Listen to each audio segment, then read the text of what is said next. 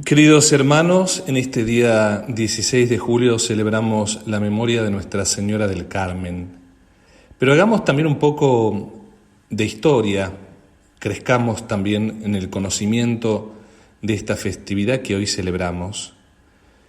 Vale tener en cuenta que también conocemos a nuestra Madre, la Virgen, como la Reina del Monte Carmelo. El Carmelo es una cadena montañosa de Israel que, partiendo de la región de Samaria, acaba por hundirse en el mar Mediterráneo, cerca del puerto de Haifa.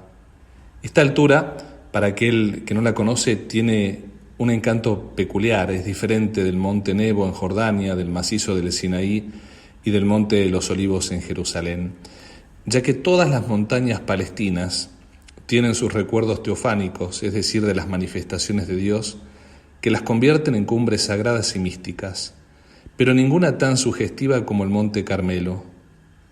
Vale que uno se pregunte, ¿por qué San Juan de la Cruz lo tomó como el símbolo de la ascensión mística? Seguramente se le sugirió el nombre de su propia orden carmelitana, pero sin duda había alguna intención más profunda que la hacía simpatizar con el misterio de la sagrada montaña del profeta Elías.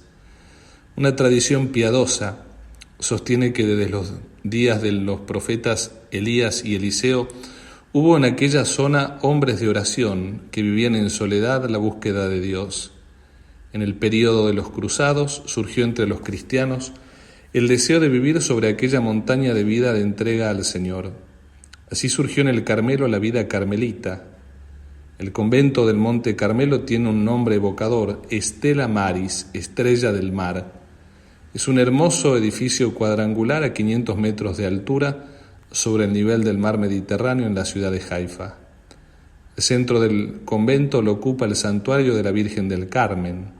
En el altar mayor de esta hermosa iglesia en cruz griega se venera la estatua de la Virgen del Carmen, obra de un escultor italiano en 1836. Debajo del altar se ve la gruta del profeta Elías. Según la tradición, este era el lugar donde se refugiaba el profeta. Una estatua recuerda el celoso defensor de la religión de Yahvé. Nos cuentan los padres carmelitas que no ha sido fácil la permanencia católica sobre esta montaña. Bien es verdad que en la época de los cruzados, el patriarca latino de Jerusalén, San Alberto, pudo dar a los ermitaños del Monte Carmelo una regla religiosa, el año 1212. Se cuenta que el carmelita San Simón Stock pasó por aquí antes de su célebre visión del escapulario carmelita. También subió en peregrinación a esta santa montaña el rey San Luis de Francia en el año 1254, en acción de gracias por haberse salvado de un naufragio. Con la caída de la ciudad de San Juan de Acre en el año 1291, vino la persecución árabe que causó el martirio de no pocos religiosos. Después de una larga interrupción de la vida monacal en la montaña que dio ocasión para la expansión del ideal carmelitano por el occidente, regresaron los religiosos del Carmen al Monte Carmelo allá por el siglo XVII. Los marineros, antes de la edad electrónica, confiaban su rumbo a las estrellas. De aquí la analogía con la Virgen María, a quien honramos hoy, quien como estrella del mar nos guía por las aguas difíciles de la vida hacia el puerto seguro que es Cristo. Por la invasión de los sarracenos, los carmelitas se vieron obligados a abandonar el Monte Carmelo. Una antigua tradición nos dice que antes de partir se les apareció la Virgen mientras cantaban el Salve Regina, y ella prometió ser para ellos su estrella del mar. Por ese bello nombre conocían también a la Virgen, porque el Monte Carmelo se alza como una estrella junto al mar. Y la Virgen Inmaculada, quien recordamos hoy, bajo este título, la Stella Maris, la estrella del mar, es la Virgen del Carmen, es decir, la que desde tiempos remotos allí se le venera. Ella acompañó a los carmelitas a medida que la orden se propagó por el mundo. A los carmelitas se les conoce por su devoción a la Madre de Dios, ya que en ella ven el cumplimiento del ideal de Elías.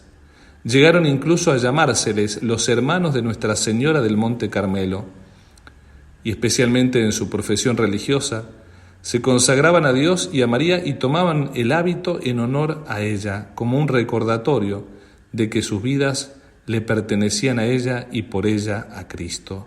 Hoy recemos por toda esta orden que en la vida de clausura, de penitencia, como también en la vida activa, llevan adelante ese hermoso itinerario de santidad bajo el amparo de Nuestra Señora del Carmen, quien también ha querido dejar a toda la cristiandad, como bien lo valoraba Pío XII y tantos otros pontífices anteriores a él y posteriores a él, el regalo del escapulario carmelita.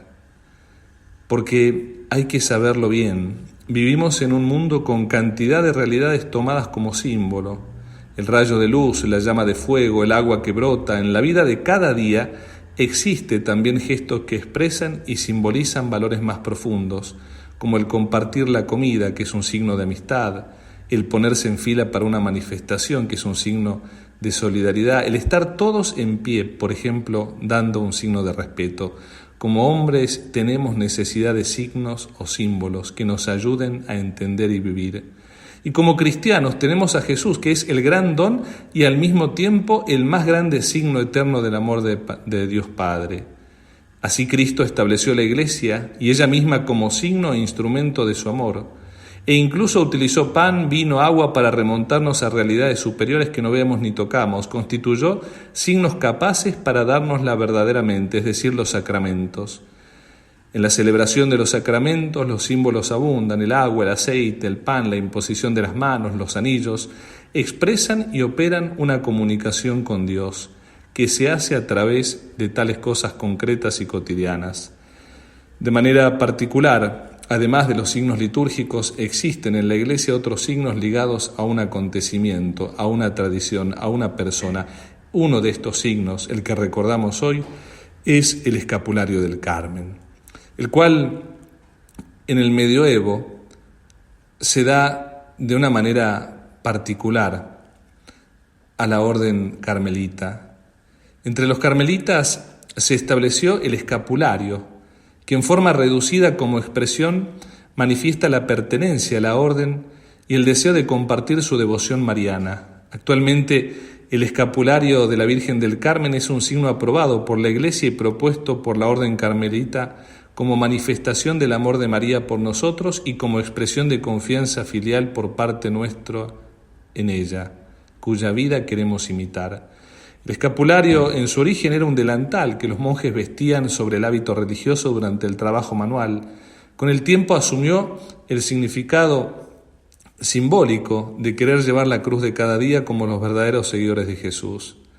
En algunas órdenes religiosas, como el Carmelo, se convirtió en el signo de la decisión de vivir la vida como siervos de Cristo y de María.